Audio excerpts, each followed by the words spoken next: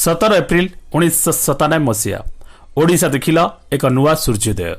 ओडिशार पुराना जुगर अंत घटिला आ राज्यर शासनभार जो व्यक्ति हाथ में टेकी दिगला से जड़े साधारण मनीष जार राजनीति में कौन अभिलाष नथिला ना अभिज्ञता नथिला। ओडिशा को चलैबा तो दूरर कथा ओडिशा रे प्रचलित ओडिया भाषा बुझिबा लेखिबा आ पढ़िबा जा पाई एक प्रश्न थिला। जार कैशोर अमेरिकार न्यूयॉर्क सहर में कटिथिला। बेस अयस आरामर जीवन बिताउथिबा से युवक जनक केवल जीन्स टी सार्ट ही पिंधिबाकू भल पाउथिले। हेले राजनीतिर मंत्र तांकु सारा जीवन पाई पाइजामा कुर्ता पिंधिबाकू बाध्य कर दैथिला। लोक माने भाबियाकू लागिले अकल रे पड़ी राजनीति को आपणैथिबा एई व्यक्ति जनक कोन राजनीतिर पसापाली रे जीति परिबो। आउ जेतेबेले से सत्ता को आसिला एमिति हेला कि 2 दशंती धरी तासन को केही भी छुई पारले नहीं। ए कहानी हेउछि ओडिशार एक्सीडेंटल चीफ मिनिस्टर नवीन पट्टनायक जे कि सुनरू आरंभ करी ओडिशा को एमिति रंग रे रंगेई देले जे ओडिशावासी हृदय रे राज करबा को लागिले। हेले केमिति जने युवक ओडिशार राजनीतिर मानचित्र बदलाई देला आ बीजेपी को ओडिशा को हातेइबा को केते कष्ट करबा को पड़िथिला। परिस्थिति रे पड़ी राजनीति को आस्था नवीन ओडिशा राजनीति रे एक सुवर्ण इतिहास लिखि देथिले।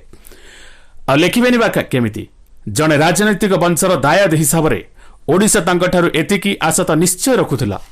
नवीन पट्टनायक बापा बिजू पट्टनायक जे कि 2 थर ओडिशार मुख्यमंत्री थिले, जे ओडिया मानक पाखरे कलिंग संड भाव में अति जनाशुना और लोकप्रिय नेता थिले। नेहरू समय से 2 वर्ष पई ओडिशार मुख्यमंत्री थिले, किंतु 1990 मसीह जनता दल तरफ 5 वर्ष पई ओडिशार मुख्यमंत्री थिले। 1997 मसीह तांकर देहांत होला आउ एउठी ही आरंभ होला नवीन राजनैतिक यात्रा। बड़ भाई प्रेम पट्टनायक राजनीति को आसवा को चाहू नथिले और बड़ भौणी विवाह करी अमेरिका सेटल हो जाइथिले। एबे उत्तराधिकारी भाव में नवीन को ही राजनैतिक मैदान को ओह्लाइबार थिला। डॉन स्कूल रो प्राथमिक शिक्षा आरंभ करथिले। दिल्ली रो किरोडीमल कॉलेज रे से कला रे स्नातक करथिले। आ सही समय रे संजय गांधी को सहपाठी मध्य थिले। आ स्कूल रे सांग माने नवीन को श्रद्धा रे पप्पू बोली डाकुथिले। मातृभाषा तथा राजनीति बहु दूर रे न्यूयॉर्क रो विलासपूर्ण क्लब गुडी करे निजर समय बिताउथिले। एही कारण पई से ओडिया कहि पारु नथिले। केही एहाकु तांकर कमजोरी बोल मध्य कहउथिले। ओडिया भाषण को इंग्राजी रोमान रे लेखि जनसाधारण को संबोधन करथिले, जा ओडिशावासी को बेस खुशी देथिला। राजनीतिक परिवार आस्थिबा ओडिशा रो तांकर परिचय मध्य खूब लोकप्रिय थिला। लोक माने बिजू बाबू को पुओ बोली तांकर प्रति मध्य एक समवेदन थिला। जनता दल रो प्रतिष्ठा दिवस दायित्व को मो उत्तराधिकारी भाव में पाई, जहाँ सेतेबेले ओडिशावासी मन को छुई जाइथिला। 1997 मसीह आसिका लोकसभा आसन प्रार्थी होई विजय होइथिले। विजय शाह जने नेता भावे परिचय पाइथिले। 1998 मसीहा साधारण निर्वाचन पूर्व निजर एक दल गठन कले, जार ना थिला बिजू जनता दल एवं दलीय चिन्ह थिला शंख। 1998 मसीहार निर्वाचन रे निज दल पक्षर प्रतिद्वंदिता कले और विजयी हेले और अटल बिहारी वाजपेयी सह मेंट करिवारु सरकार रही केंद्र खनि मंत्री भाव में कार्य करथिले। नेता भाव में निजर पारदर्शिता देखाइथिले। आउ जेतेबेले ओडिशार मुख्यमंत्री हेले सेतेबेले पार्टीर 2 नंबर नेता विजय महापात्र टिकेट काटी देथिले। बहुत कम कथा कहउथिबा नवीन बिना होहलारे निजर राजनीतिक प्रतिद्वंदी को रास्तारू हटे देथिले। सब ठीक ठाक चली समय हठात 1999 मसीह ओडिशा को मारी आसीथिला महाबात्या। नवीन सहारा चलने को साहस बांधुथिबा ओडिशार अंटा भांगी जाइथिला। पाखापाखि 10,000 लोक मृत्युवरण करथिले आउ हजार हजार लोक बासहरा हो जाइथिले। राज्य एही भली अवस्था देखि नवीन निजको आहुरी मजबूत कले।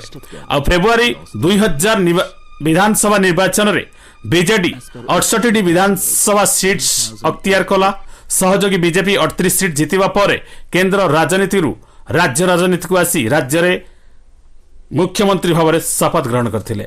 सबुठारु चुप रहउथिबा मुख्यमंत्री थिले नवीन।